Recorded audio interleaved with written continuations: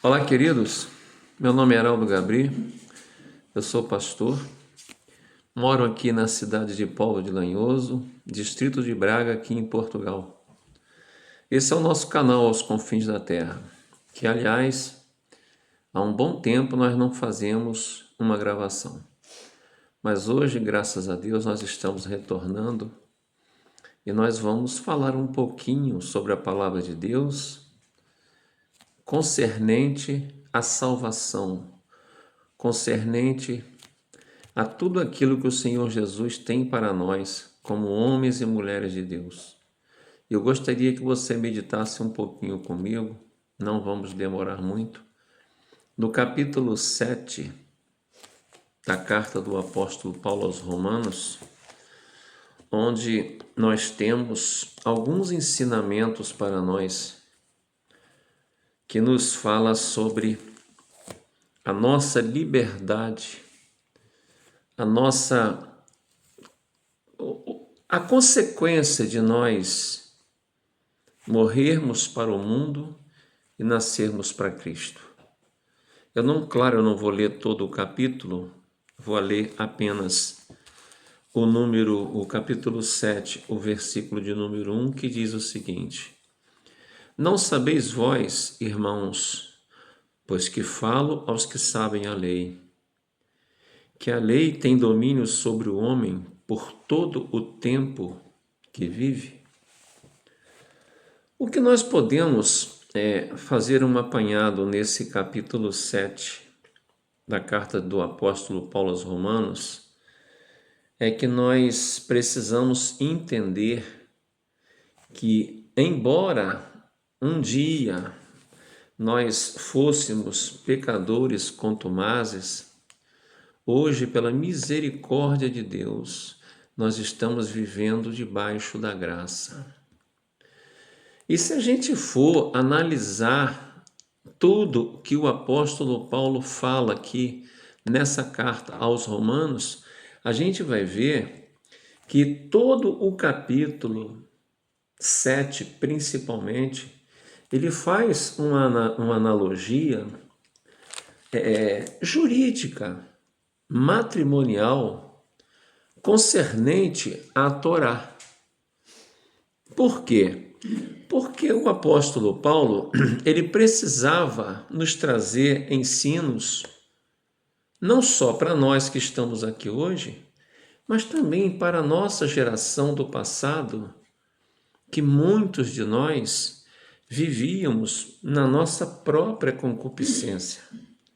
E se a gente vê o verso 1, 2 e 3, a gente vê que Paulo, ele retoma a questão do capítulo anterior, o capítulo 6, exatamente no verso 15, quando ele próprio faz a pergunta: nós continuaremos pecando enquanto estamos debaixo da graça? E a resposta do apóstolo Paulo, ela é incisiva. Um grande e verdadeiro não. Ilustrado por meio de quê? De uma comparação com o matrimônio. O matrimônio, ele é vitalício. Mas se um cônjuge morre, o outro é livre para ter um novo matrimônio. Então nós não podemos esquecer que nós estamos hoje mortos para este mundo. Nós não estamos mais debaixo de nenhuma lei, principalmente no tocante ao que o apóstolo Paulo se refere, a lei mosaica. E para não ser muito longo, logo nós vamos ver aí no verso de número 4, uma explicação bem exata, que seria uma ilustração concernente à lei. Falando para o povo daquela época, ele fala o seguinte, que agora que vocês conhecem a Jesus, têm pleno conhecimento da graça de Deus, a lei para vocês, ela morreu. Não que Jesus esteja dizendo que ele abolisse a lei. Não. Pelo contrário, a lei se cumpriu toda em Jesus Cristo. Mas o que o apóstolo Paulo está dizendo é que os cristãos estão mortos para a lei. Por isso, eles são livres para viverem a graça de Deus. Em uma relação matrimonial, há filhos. Da mesma maneira, a intimidade com Cristo gera frutos da justiça posta em prática. Se você quiser, você depois pode ler Romanos 6, 22.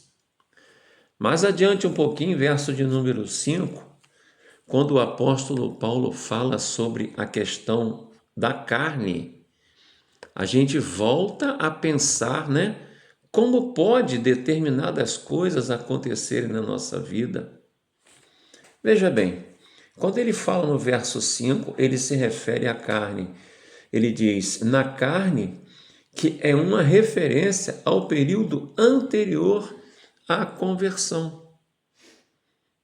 O homem, enquanto ele não se converte a Jesus, aos ensinamentos do Evangelho, esse homem tem uma vida baseado na carne, ou seja, no pecado. A reflexão desse contexto, os que estão na carne são pessoas não regeneradas, não nascidas de novo. É preciso que haja uma regeneração, é preciso que haja um novo nascimento. E esse novo nascimento, ele nos converge a Jesus Cristo, ao Evangelho da Graça. Cabe destacar que cada cristão, cada novo crente, ele tem direito a esse nascimento, a esse convívio com a graça de Deus.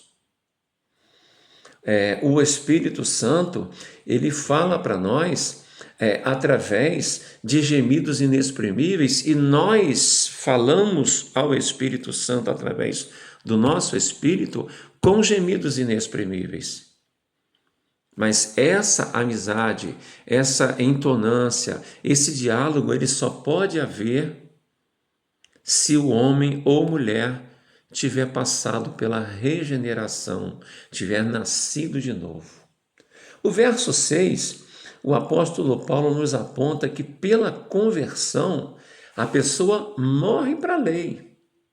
O resultado desse morrer para a lei, veja bem, o resultado desse morrer para a lei é o resultado que agora ela está apta a andar com Deus. Não há mais inimizade entre esse ser, homem ou mulher, e o próprio Deus. Porque enquanto nós pecamos, há uma inimizade entre nós e Deus. E a gente chega a entender que andar com Deus e servir a esse Deus é justamente andar em novidade de vida. Nós temos, a partir daí, uma nova vida no Espírito Santo. Não na velhice da lei, da letra, tá? Não na velhice daqueles costumes legalistas do passado. O velho modo de tentar ganhar a vida eterna por meio da observância da lei. Hoje nós estamos tentando ter a vida eterna baseado na única, na verdadeira graça de Deus. O verso 7 a 12, o apóstolo faz um apanhado que o pecado e a lei mantêm as pessoas na escravidão. A lei é, então, algo mal como o pecado. Os mandamentos específicos da lei trazem o conhecimento claro do pecado. A tendência que temos para pecar tira proveito desse conhecimento para nos agitarmos e nos rebelarmos, conduzindo-nos assim para pecados ainda maiores. Veja bem, o bom propósito da lei era tomar conhecimento a nós, tornar conhecido a nós o modo como poderíamos agradar a Deus e receber dele a vida. Só que o pecado, ele torceu esse propósito divino. Mas alguns podem dizer, então, baseado nessas palavras, pastor Heraldo, a lei era como se fosse uma maldição? Não.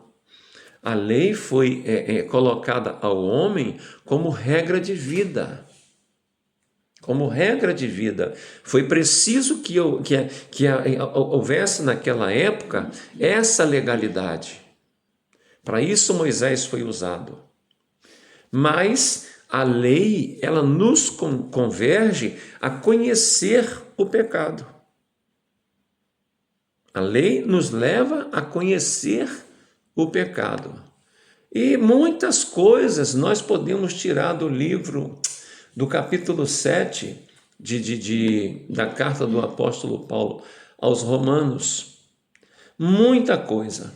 Se nós olharmos aqui no verso 13 ao 25, nós vamos ver que o versículo de número 13, ele retoma o tema tratado no versículo 5 lá atrás. Você se lembra? Eu vou voltar rapidamente. Versículo de número 5. Ele traz para nós a memória, esse verso de número 5, que na carne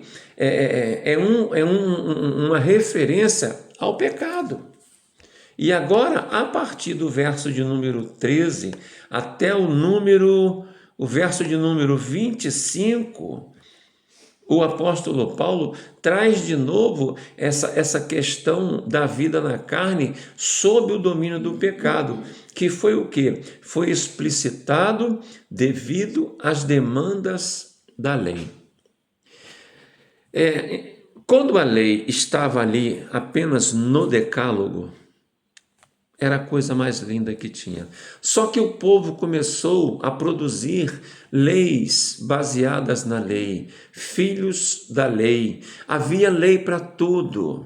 Foi-se subvertendo o papel da lei até que chegamos ao absurdo de um homem poder expedir uma carta de divórcio para uma mulher que, por exemplo, salgasse o arroz.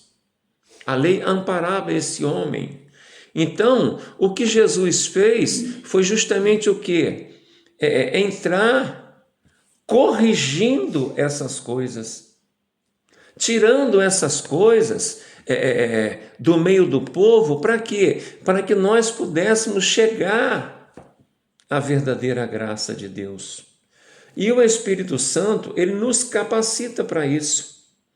O Espírito Santo quer fazer o que Deus requer, mas não é o homem que tem que fazer isso pela própria vontade, pela própria carne, não. O homem só consegue agradar a Deus se ele for impulsionado pelo Espírito Santo. E para sermos impulsionados pelo Espírito Santo, o que nós precisamos fazer? Dar vazão a esse Espírito.